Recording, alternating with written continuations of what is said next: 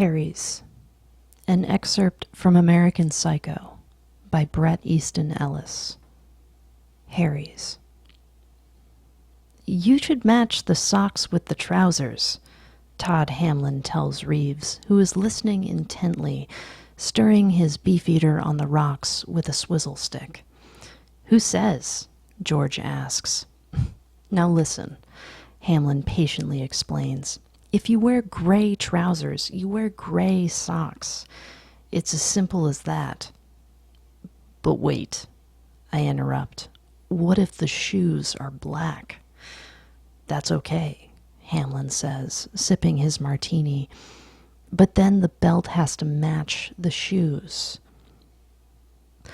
So what you're saying is that with a gray suit you can either wear gray or black socks? I ask. Yeah, Hamlin says, confused. I guess. Did I say that? See, Hamlin, I say, I disagree about the belt since the shoes are so far away from the actual belt line. I think you should concentrate on wearing a belt that coordinates with the trousers. He has a point, Reeves says. The three of us, Todd Hamlin and George Reeves and myself, are sitting in Harry's, and it's a little after 6. Hamlin is wearing a suit by Lubiam, a great-looking striped spread-collar cotton shirt from Burberry, a silk tie by Resicchio, and a belt from Ralph Lauren. Reeves is wearing a 6-button double-breasted suit by Christian Dior, a cotton shirt, a patterned silk tie by Claiborne, perforated cap-toe leather lace-ups by Allen Edmonds, a cotton handkerchief in his pocket, probably from Brooks Brothers.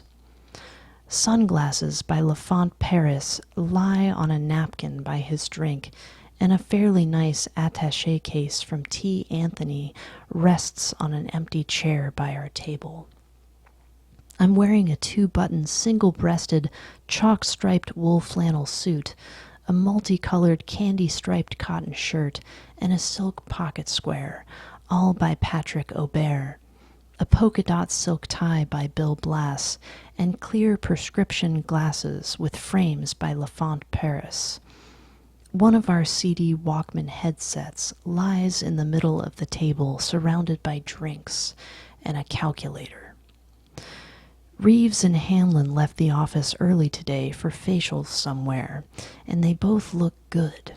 Faces pink but tan, hair short and slicked back. The Patty Winters show this morning was about real-life Rambos. But what about vests? Reeves asks Todd. Aren't they out? No, George, Hamlin says. Of course not.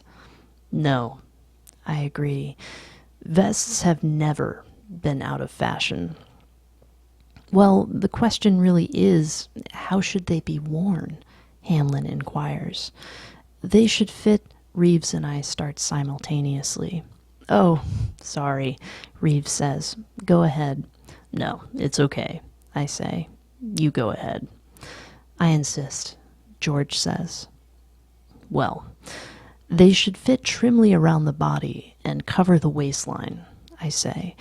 It should peak just above the waist button of the suit jacket. Now, if too much of the vest appears, it'll give the suit a tight, constricted look that you don't want. Uh-huh, Reeves says, nearly mute, looking confused. Right, I knew that. I need another J&B, I say, getting up. Guys. Beefeater on the rocks with a twist, Reeves, pointing at me. Hamlin, martini. Sure thing. I walk over toward the bar, and while waiting for Freddie to pour the drinks, I hear some guy. I think it's this Greek William Theodokropoulos from First Boston, who's wearing a sort of tacky wool jacket and a houndstooth check and an okay-looking shirt.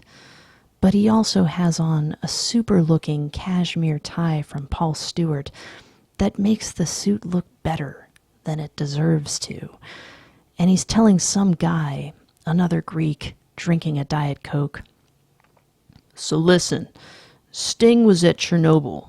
You know that place the guys who opened Tunnel opened?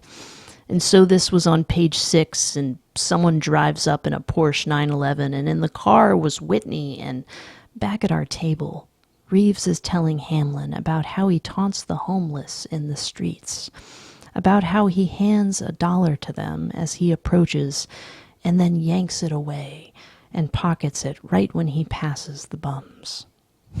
Listen, it works, he insists. They're so shocked, they shut up. Just say no, I tell him, setting the drinks on the table. That's all you have to say. Just say no? Hamlin smiles. It works? Well, actually, it only works with pregnant homeless women, I admit. I take it you haven't tried the just say no approach with the 7-foot gorilla on Chambers Street? Reeves asks. The one with the crack pipe? Listen, has anyone heard of this club called Nicky Nye? Reeves asks. From my POV, Paul Owen sits at a table across the room with someone who looks a lot like Trent Moore or Roger Daley, and some other guy who looks like Frederick Connell. Moore's grandfather owns the company he works at. Trent is wearing a mini houndstooth check worsted wool suit with multicolored overplaid. Nicky Nye? Hamlin asks. What's Nicky Nye? Guys, I say. Who's sitting with Paul Owen over there? Is that Trent Moore? Where? Reeves. They're getting up, that table, I say. Those guys. Isn't that Madison? No, it's Dibble, Reeves says. He puts on his clear prescription eyeglasses just to make sure. No, Hamlin says. It's Trent Moore. Are you sure? Reeves asks. Paul Owen stops by our table on his way out. He's wearing sunglasses by Persol, and he's carrying a briefcase by Coach Leatherware. Hello, men, Owen says, and he introduces the 2 guys he's with, Trent Moore and someone named Paul Denton. Reeves and Hamilton and I shake their hands without standing up. George and Todd start talking to Trent, who is from Los Angeles and knows where Nicky Nye is located. Owen turns his attention my way, which makes me slightly nervous. How have you been? Owen asks. I've been great, I say. And you? Oh, terrific, he says. How's the Hawkins account going? I stall and then continue, faltering momentarily. It's all right. Really? He asks, vaguely concerned. That's interesting, he says, smiling, hands clasped together behind his back. Not great? Oh, well, I say. You know. And how's Marcia? He asks, still smiling, looking over the room, not really listening to me. She's a great girl. Oh, yes, I say, shaken. I'm lucky. Owen has mistaken me for Marcus Halberstam, even though Marcus is dating Cecilia Wagner.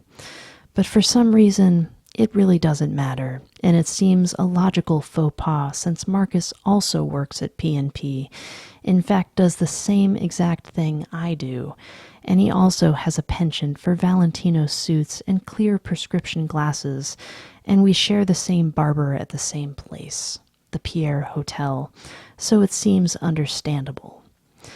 It doesn't irk me.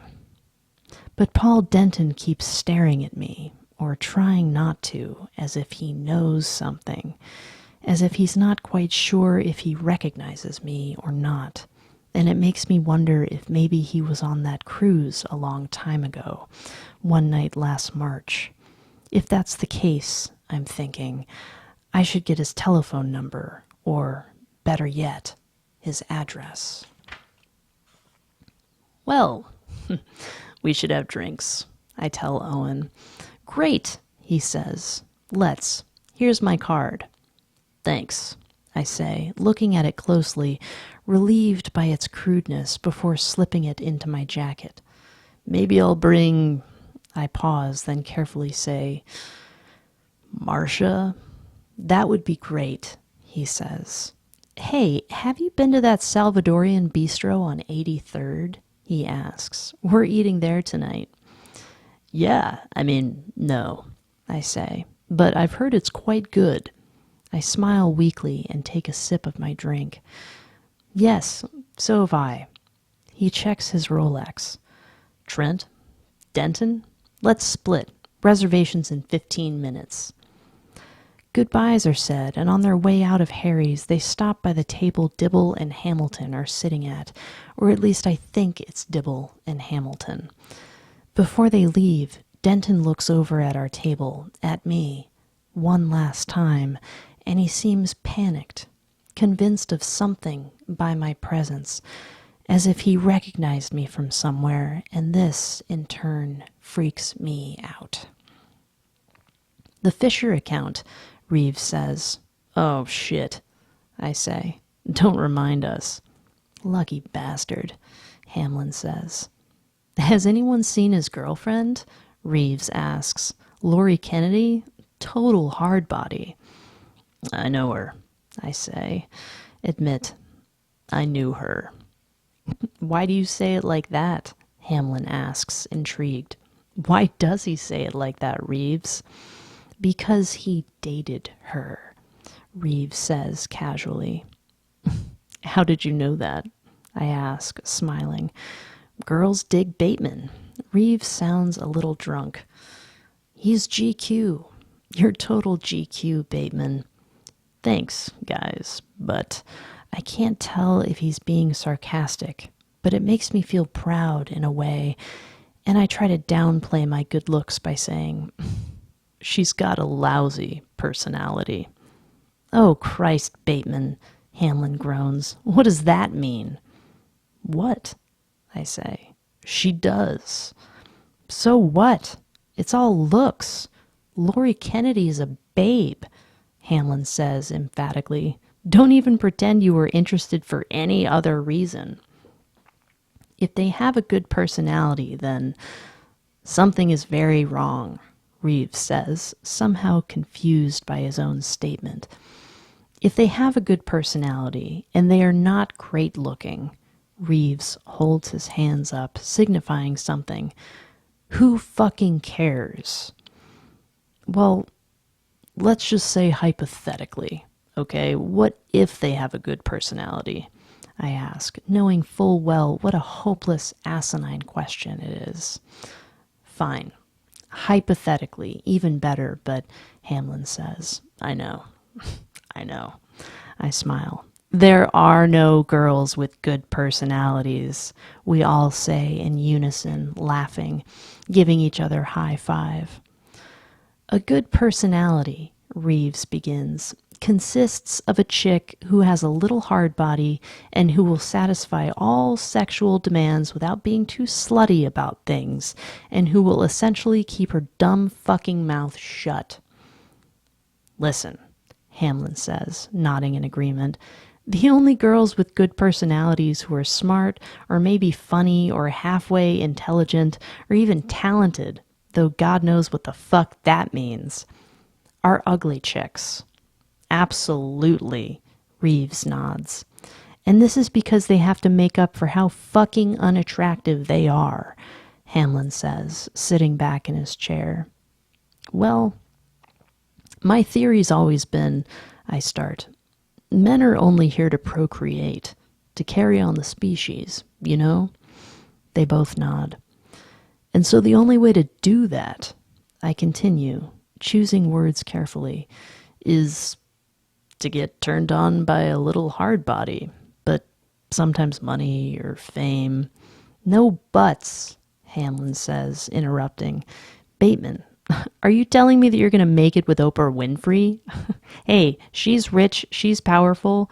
Or go down on Nell Carter? Hey, she's got a show on Broadway, a great voice, residuals pouring in.